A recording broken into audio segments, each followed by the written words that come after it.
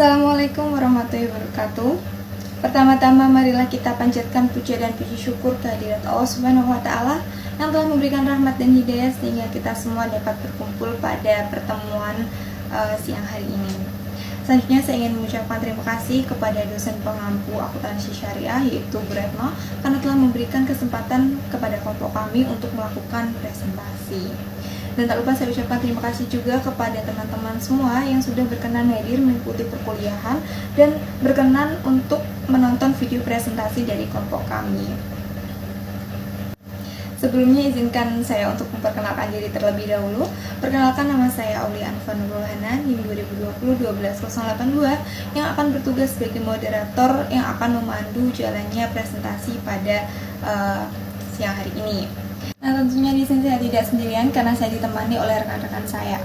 Yaitu yang pertama ada Afifah Meldora dengan NIM 2020-12083. Selanjutnya adalah Nurul Amalia dengan NIM 2020-12084. Selanjutnya ada Imelda Febianti dengan NIM 2020-12085. Dan ada Imam Safi'i dengan NIM 2020-12088, ada Eva Mursida dengan NIM 2020-12089, dan ada Dugi Listiana dengan NIM 2020-12090, dan yang terakhir yaitu ada Novia Fitriani dengan NIM 2020-12091. Nah, kepada rekan-rekan yang akan membantu saya untuk melakukan presentasi, waktu dan tempat saya persilahkan.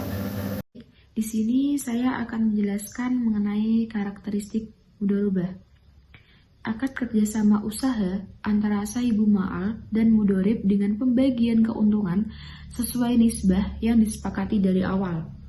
Adapun bila terjadi rugi, maka akan ditanggung oleh sahibul ma'al.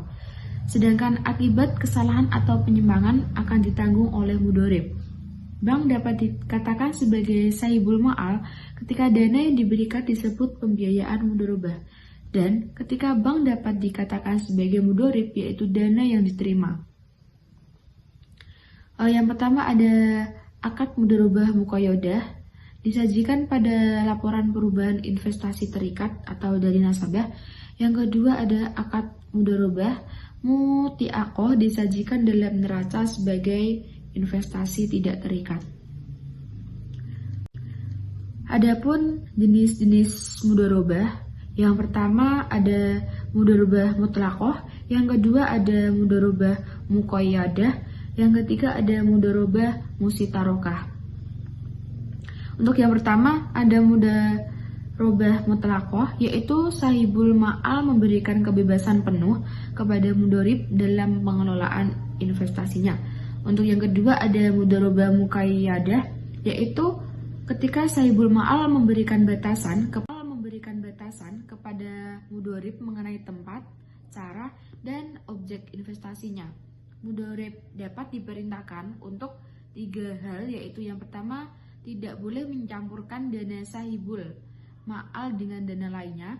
Yang kedua ada tidak menginvestasikan dananya pada transaksi penjualan cicilan tanpa jaminan. Dan yang terakhir ada mengharuskan mudharib untuk melakukan investasi sendiri tanpa melalui pihak ketiga. Selanjutnya ada pengukuran pembiayaan mudharabah. Yang pertama ada dalam bentuk kas. Dalam bentuk kas dapat diukur sejumlah uang yang diberikan saat pembayaran. Sedangkan yang kedua ada dalam bentuk non-kas. Dalam bentuk non-kas dapat diukur bila berdasarkan nilai wajar saat penyerahan dan juga dapat diukur melalui selisih antara lain. Yang ketiga ada beban yang terjadi sehubungan akad tidak dapat diakui sebagai bagian pembiayaan mudharabah kecuali disepakati bersama.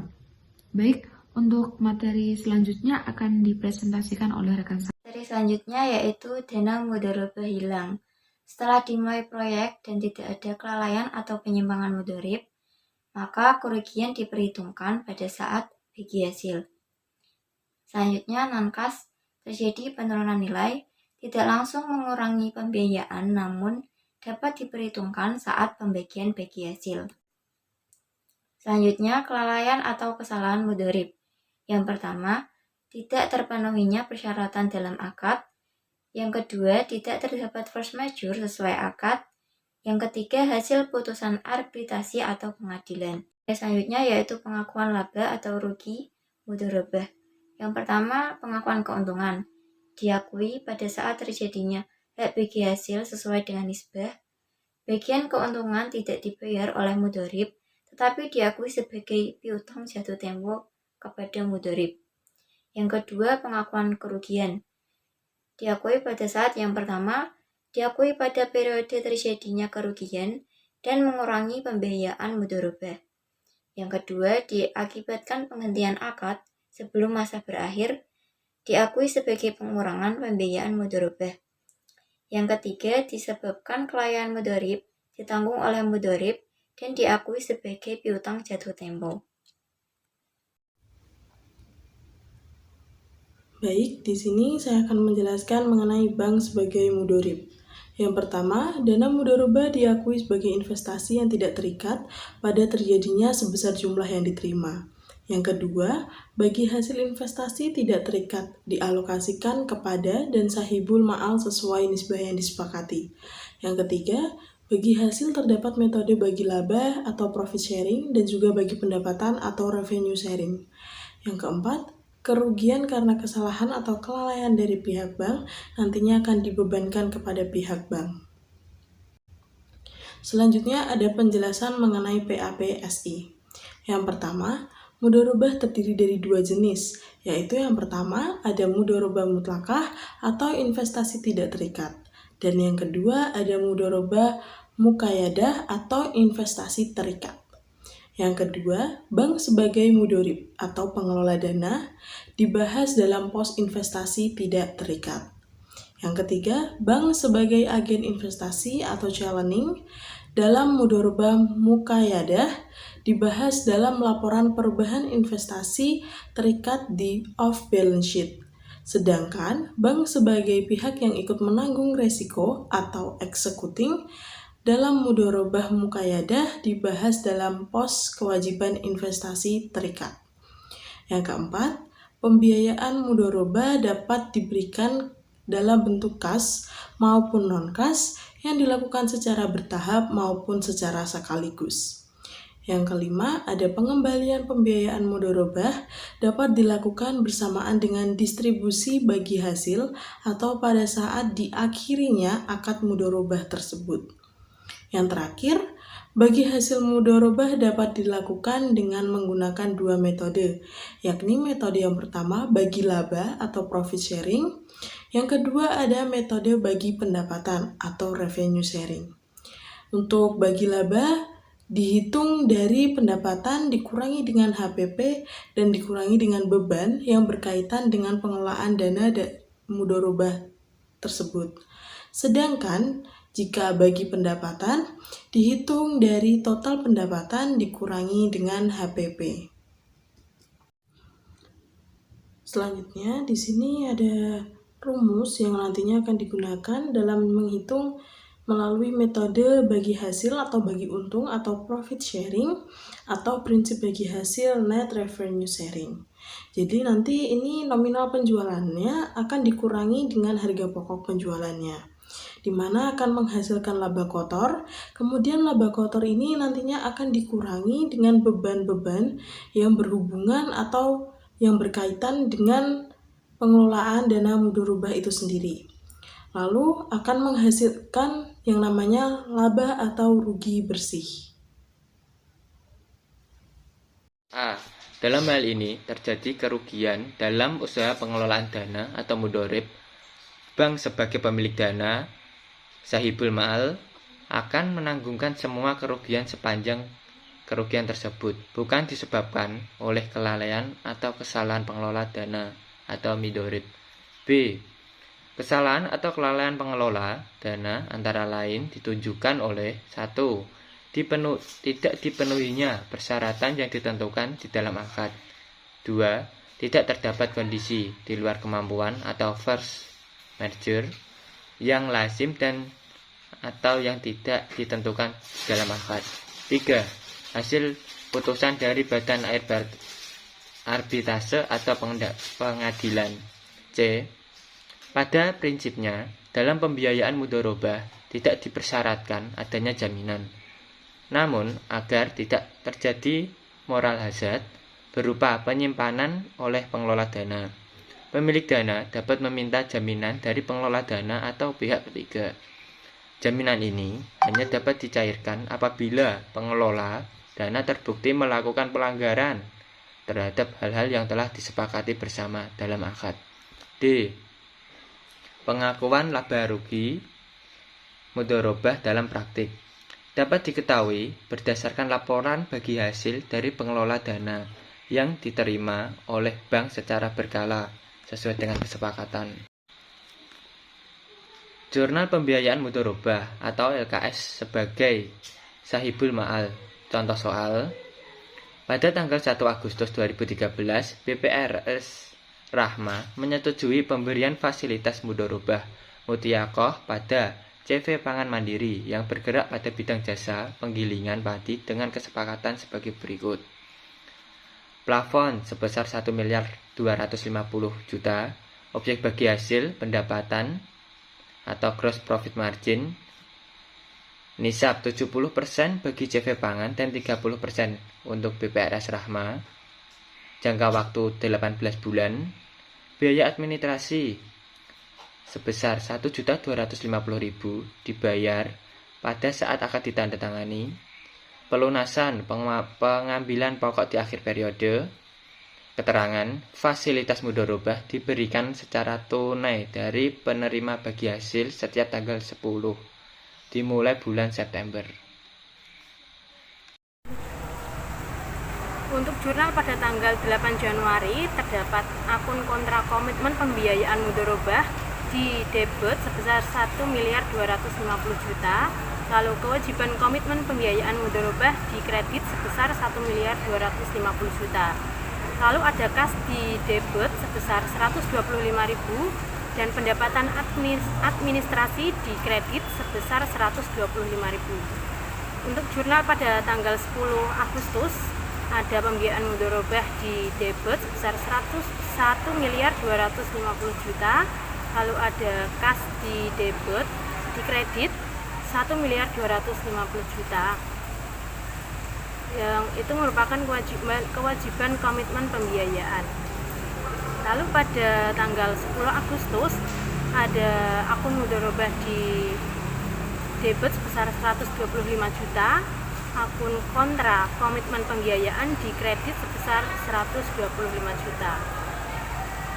Lalu untuk jurnal penerimaan bagi hasil, untuk pada bulan Agustus 2013, CV Pangan Mandiri memperoleh pendapatan laba rugi sebesar 15 juta. Lalu untuk jurnal pada tanggal 10 September ada kas di debit sebesar 4.500.000, lalu ada pendapatan bagi hasil mudharabah di kredit sebesar 4.500.000, di mana 4.500.000 ini diperoleh dari 30% dikali 80 juta, yaitu hasilnya 4.500.000. Nah, pemisalan pada bulan September 2013, CV Pangan Mandiri memperoleh pendapatan laba atau rugi sebesar 80 juta. Untuk jurnal pada tanggal 10 September ada kas di debit sebesar 24 juta, lalu pendapatan bagi hasil mudharabah di kredit sebesar 24 juta. Selanjutnya yaitu untuk membentuk cadangan pembiayaan mudharabah dari keuangan PPAP. Nah, contohnya pada akhir tahun 2013 BRPS Rahma memperkirakan bahwa tahun 2014 kemungkinan ada kerugian yang timbul atas pembiayaan. Nah, mudharabah pada CV Pangan Mandiri sebesar 3% dari total pembiayaan mudharabah. Untuk jurnal penyesuaiannya pada tanggal 31 Desember yaitu ada akun biaya penyisihan kerugian piutang pembiayaan mudharabah di debit sebesar 24 juta, lalu ada akun penyisihan kerugian piutang pembiayaan mudharabah di kredit sebesar 24 juta. Di set 15 terdapat contoh dari mudharabah. Yang pertama yaitu mencatat kerugian bukan kesalahan pengolahan dana mudharib. Pada tanggal 20 November tahun 2014 terjadi bencana puting beliung, sehingga CV Pangan Mandiri mengalami kerugian sebesar 25 juta rupiah. Maka penjurnalannya yaitu pada tanggal 20 November tahun 2014 di sisi debit penyisian kerugian piutang pembelian mudharabah sebesar 25 juta. Dan di sisi kredit akunnya yaitu pembayaran mudharabah sebesar 25 juta rupiah. Catatannya yaitu karena kerugian yang ditimbulkan bukan karena kesalahan mudharib, maka semua kerugian ditanggung oleh sohibul mal. Contoh kedua, jurnal pelunasan pokok pembiayaan mudharabah. Pada tanggal 10 Januari tahun 2015, CV Pangan Mandiri mengembalikan pokok pembiayaan mudharabah. Penjurnalannya pada tanggal 10 Januari tahun 2015, CV Pangan Mandiri di sisi debit yaitu akun kas sebesar 1.250 juta rupiah. Dan di sisi kredit akunnya yaitu pembayaran mudharabah sebesar 1.250 juta rupiah. Selanjutnya yaitu ada jurnal pembiayaan mudharabah.